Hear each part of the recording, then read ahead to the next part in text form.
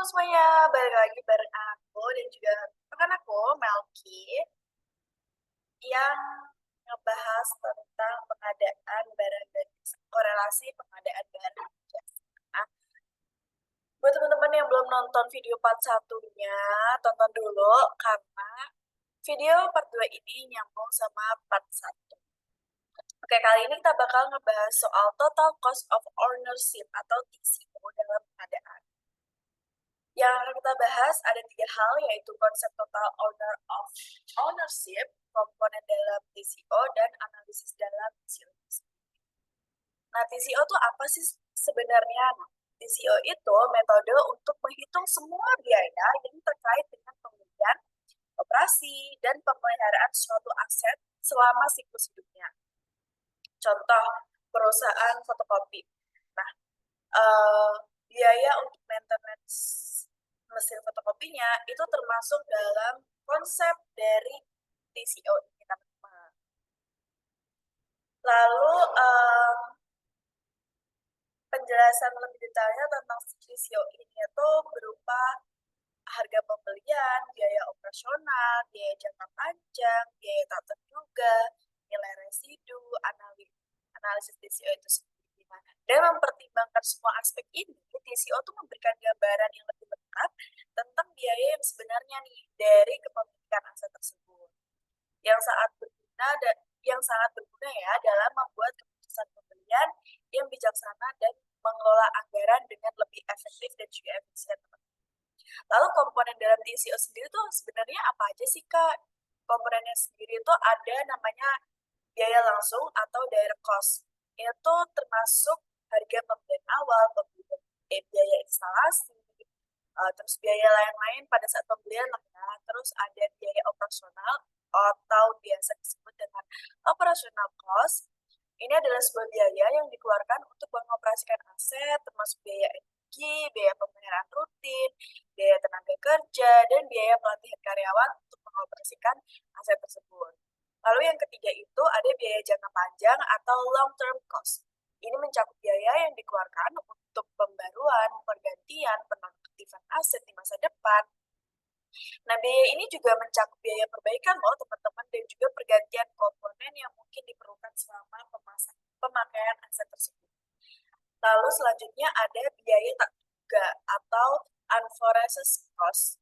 Biaya ini mencakup segala biaya yang tidak terduga seperti downtime atau kegagalan aset tiba-tiba kayak rusak gitu, tidak bisa digunakan, terus biaya dukungan teknis, dan biaya lain yang tidak direncanakan pada awal. Lalu ada nilai residu nih teman-teman.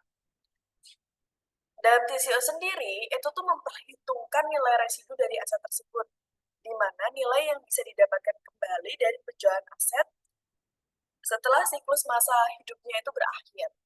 Jadi semua aset yang ada di perusahaan, kayak mesin-mesin yang ada di perusahaan itu tuh punya nilai aset teman-teman kayak jangka pemakaiannya 5 tahun. Terus ada yang namanya biaya kerugian. Itu tuh termasuk biaya yang berkaitan dengan kerugian selama masa perawatan, kayak kehilangan produktivitas atau biaya yang berkaitan dengan downtime. Selanjutnya ada biaya produksi, di mana biaya yang terkait dengan produksi menggunakan aset, termasuk bahan baku, tenaga kerja, biaya overhead, yang terkait dengan proses produksi. Nah, tadi kan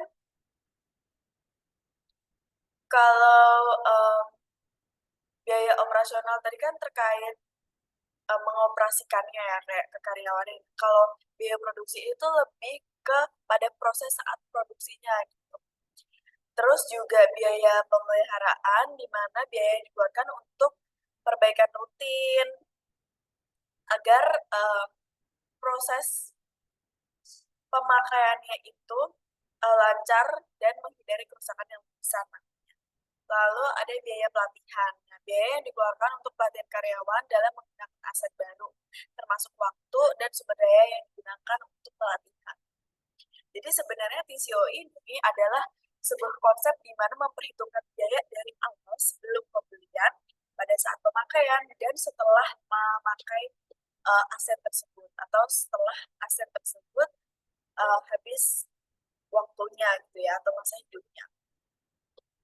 Nah, dengan melakukan analisis TCO, itu membantu perusahaan memahami biaya yang sebenarnya dari kepemilikan aset dan membuat keputusan pembelian yang lebih tepat. Lalu analisis dan manajemen dari TCO. Analisis TCO adalah proses komprehensif yang mengevaluasi semua biaya yang terkait dengan kepemilikan dan penggunaan suatu produk atau layanan selama siklus hidupnya.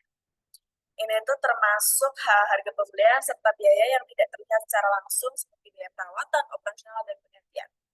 Nah, langkah-langkah detail dalam melakukan analisis dan manajemen risiko ini tuh yang pertama, mengidentifikasi komponen biaya.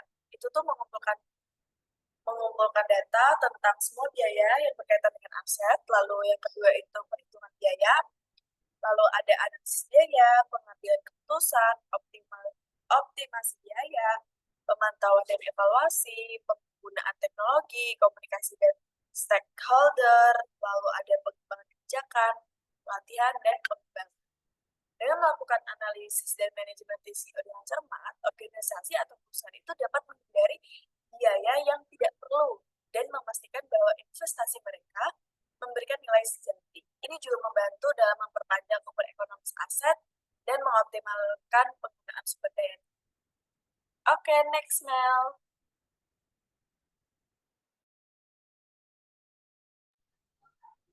Oke, eh, lalu yang keempat kita akan bahas tentang Original Equipment Manufacturer atau OEM dalam konteks pengadaan. Yang pertama, kita akan bahas tentang peran OEM dalam industri manufaktur. OEM memiliki peran penting dalam industri manufaktur. OEM adalah perusahaan yang memproduksi produk atau komponen yang kemudian digunakan dalam produk akhir yang dijual oleh perusahaan lain dengan merek mereka. Lalu ini adalah penjelasan tentang OEM, tentang perannya dalam industri manufaktur. Yang pertama itu pembuatan komponen. OEM memproduksi komponen atau suku cadang yang dibutuhkan oleh produsen utama. Komponen ini bisa berupa apa saja, mulai dari elektronik hingga bagian mesin. Lalu kemitraan dengan merek. OEM bekerja sama dengan merek yang akan menjual produk akhir. Merek tersebut menambahkan nilai dengan branding dan pemasaran. Sementara OEM fokus pada pembuatan produk berkualitas tinggi. Efisiensi biaya. Kerjasama dengan OEM memungkinkan perusahaan merek untuk menghemat biaya produksi karena tidak perlu membangun infrastruktur produk sendiri. Lalu fokus pada keahlian inti. OEM memungkinkan perusahaan merek untuk fokus pada keahlian inti mereka seperti desain, pemasaran, dan penjualan. Sementara OEM menangani proses produksi barang yang dibuat. Lalu inovasi dan kualitas. OEM sering memiliki keahlian khusus dalam pembuatan produk mereka, yang memungkinkan inovasi dan peningkatan kualitas produk yang terus-menerus. Pengembangan produk. OEM juga dapat terlibat dalam pengembangan produk, bekerja sama dengan perusahaan merek untuk menciptakan produk yang memenuhi spesifikasi dan kebutuhan pasar. Skala produksi, OEM biasanya memiliki kapasitas produksi yang besar, yang memungkinkan mereka untuk memenuhi pesanan dalam jumlah besar. Seringkali dengan waktu turnaround yang cepat. Lalu setelah komponen dan produk selesai diproduksi, OEM akan mengirimkannya ke produsen utama untuk dirakit menjadi produk akhir. Peningkatan efisiensi operasional. Kerjasama dengan produsen OEM seringkali menghasilkan efisiensi operasional yang tinggi, memungkinkan produksi komponen atau produk dengan biaya yang lebih rendah. Lalu pembukaan peluang kolaborasi. OEM membuka peluang bagi perusahaan untuk berkolaborasi dan berinovasi dengan pemain industri lainnya, menciptakan produk yang berkualitas tinggi dan relevan dengan pasar. Secara keseluruhan, peran OEM sangat krusial dalam memastikan bahwa industri manufaktur dapat beroperasi dengan efisien, menghasilkan produk berkualitas tinggi, dan memenuhi permintaan pasar dengan biaya yang kompetitif. Lalu, kita akan membahas tentang keuntungan dan tantangan bekerja dengan OEM. Bekerja dengan OEM menawarkan sejumlah keuntungan serta tantangan yang harus dikelola dengan baik. Keuntungannya apa aja sih? Yang pertama itu akses ke pasar yang lebih luas. OEM memungkinkan perusahaan untuk mengakses pasar yang lebih luas melalui jaringan distribusi yang ada. Lalu keuntungan yang kedua itu kemampuan untuk memproduksi dalam skala yang besar, membantu mencapai efisiensi biaya dan mengurangi biaya per unit produksi. Lalu keuntungan yang ketiga, OEM biasanya memiliki keahlian khusus dalam bidang tertentu, memungkinkan fokus pada pengembangan produk berkualitas tinggi. Yang keempat, OEM seringkali dapat menyesuaikan produksi mereka untuk memenuhi berbagai jenis permintaan produk. Lalu keuntungannya bekerja sama dengan OEM yaitu dapat meningkatkan efisiensi produksi, mengurangi biaya, dan memungkinkan perusahaan untuk fokus pada pemasaran dan penjualan. Lalu, setelah kita membahas tentang keuntungan, kita akan membahas tentang tantangannya. Tantangan bekerja sama dengan OEM ini yaitu yang pertama memastikan bahwa produk yang diproduksi oleh OEM memenuhi standar kualitas yang diinginkan. Kontrol kualitas ini juga bisa menjadi tantangan. Lalu tantangan berikutnya adalah ketergantungan pada OEM untuk komponen kritis. Dapat menimbulkan resiko jika terjadi masalah dengan pasokan dan kualitasnya.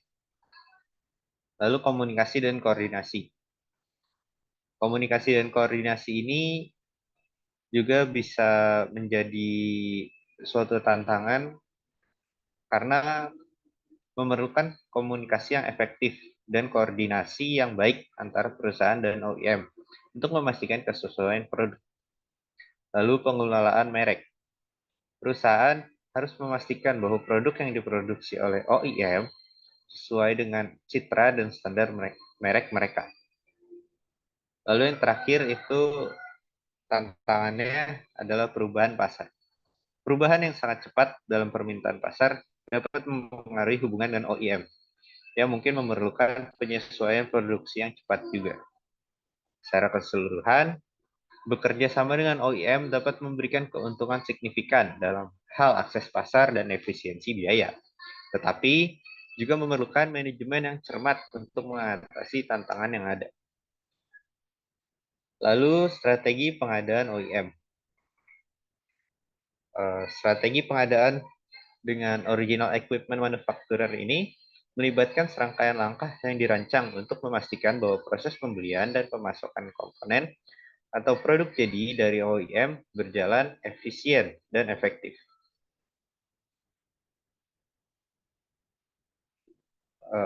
Berikut adalah strategi pengadaan dengan OEM secara rinci.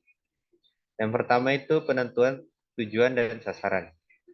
Lalu yang kedua, analisis pembelanjaan. Yang ketiga, penilaian pasar pasokan. Lalu mensegmentasi pemasok.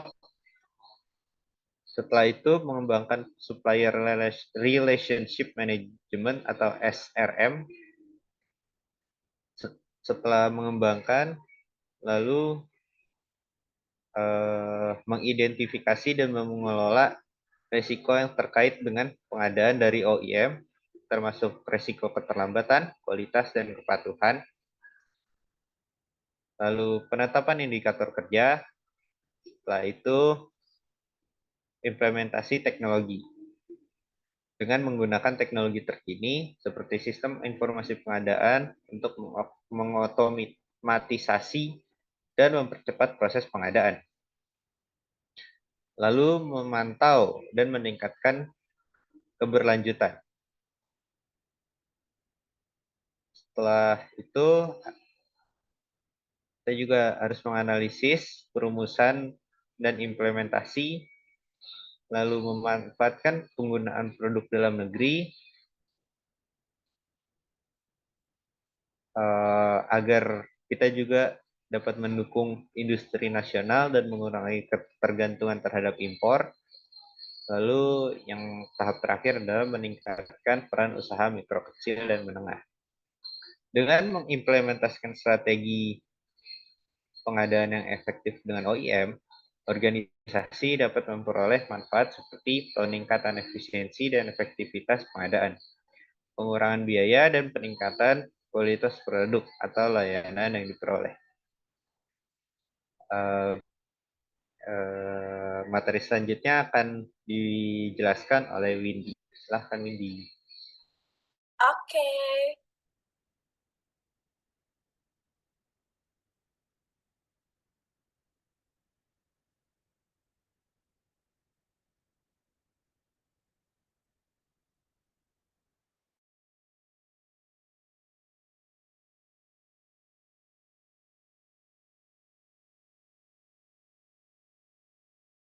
Halo,